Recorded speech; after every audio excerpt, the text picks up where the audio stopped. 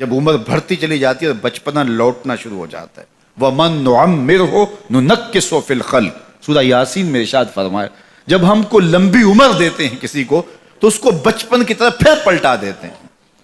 دانت گر گئے، سخت اور ٹھوس غذا بچوں کی طرح اب پھر وہ نہیں لے سکتا، زبان میں لکنت پیدا ہو گئی، یاداشت کھونے لگی اور ہاتھوں پہ راشہ طاری ہو گیا. اب کوئی لقمہ اٹھا کے منہ میں ڈالے گا، وہ ساری بچپنے کی چیزیں لوٹنے لگی.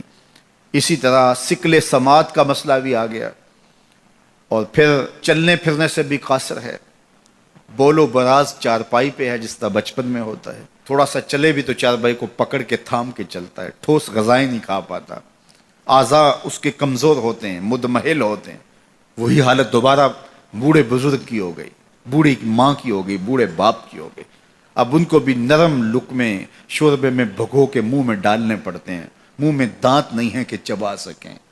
اللہ اکبر. بار بار ایک چیز کا مطالبہ کرتے ہیں، طبیعت میں چڑچڑا پن پیدا ہو جاتا ہے، بچپنے والی ضد پلٹ آتی اور بول و براز بھی چارپائی پہ. اب بوڑھے ماں باپ کے خدمت گزار بچے ان کو اٹھاتے ہیں اور ان کو دھوتے ہیں اور پھر وہاں چارپائی پہ ڈالتے ہیں. لیکن اس تعفن سے، اس بدبو سے جو بول و براز کی وجہ سے پیدا ہوئی، اپنی ناک پہ کپڑا رکھ لیتے ہیں. تو بوڑھے ماں باپ حساسیت کی وجہ سے یہ سوچتے ہیں کہ میری اولاد اب مجھ سے نفرت کر رہی ہے. تو اف کے زمرے میں علماء نے لکھا ہے کہ بدبو سہ لو، ناک پہ کپڑا نہ رکھو، چونکہ ان کو اس کی بھی تکلیف نہ ہو. جب چھوٹے بچے کو ماں دھوتی ہے تو اس وقت کپڑا ناک پہ نہیں رکھتی، بدبو آ رہی ہوتی ہے، لیکن یہ ماں کا پیار ہوتا ہے. تو بوڑھا ہو جائے تو پھر ناک پہ کپڑا رکھے تو بچپنے والی عمر لوٹ آئی ہے، تو ان کے ذہن میں یہ خیال آ سکتا ہے. تو تعفیف کے زمرے میں لکھا گیا کہ ناک پہ کپڑا بھی نہ رکھے، بدبو سہ لے، تکلیف گوارا کر لے، لیکن ان کو اس کا احساس بھی نہ ہونے دے.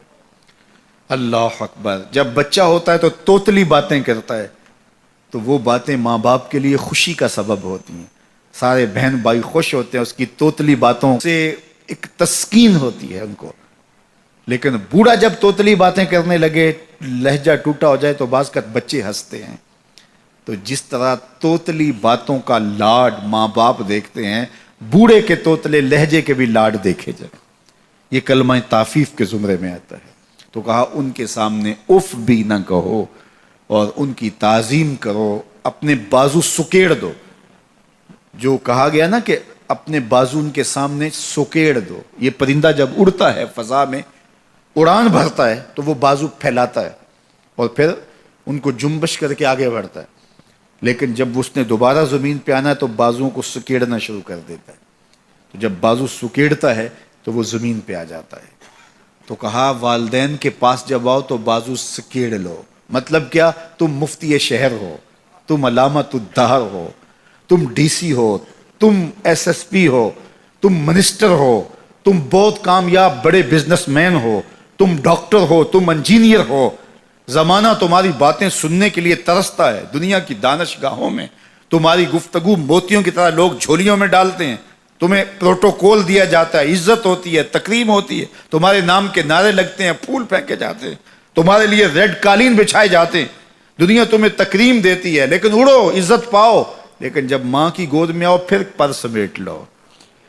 اب ڈاکٹر بن کے نہ آنا، اب بزنس مین بن کے نہ آنا، اب مفتی شہر بن کے نہ آنا، اب علامت الدہر اور فہامت الزماں بن کے نہ آنا، اب بیٹا بن کے ماں کے قدموں میں آ کے بیٹھنا. تو یہاں آؤ تو بازو سکیڑ کے آؤ اور باہر جاؤ تو بازو پھیلا لو. تو کہا ان کے سامنے اپنی بڑائی ظاہر نہ کرنا، بلکہ ان کے سامنے طفل مکتب بن جانا، طفل شیرخوار بن جانا، چھوٹے سے بچے بن جانا، ان کے لاڈ دیکھنا، ان کی چھوٹی چھوٹی باتوں پر جو ہے وہ باتیں کرنا. اللہ اکبر. یہ نہ سوچنا میں اتنا بڑا ڈاکٹر ہوں اور میں اس عنوان سے کتنے بڑے جو ہے وہ ضخیم اور علمی اور نکتہ رس دروس دیتا ہوں اور ان کے ٹوٹے ٹوٹے لہجوں پہ بات کرتا ہوں. یہی تو حسن ہے، یہی تو تمہارا جمال ہے. اس سے تمہارے والدین کو خوشی ہوتی ہے.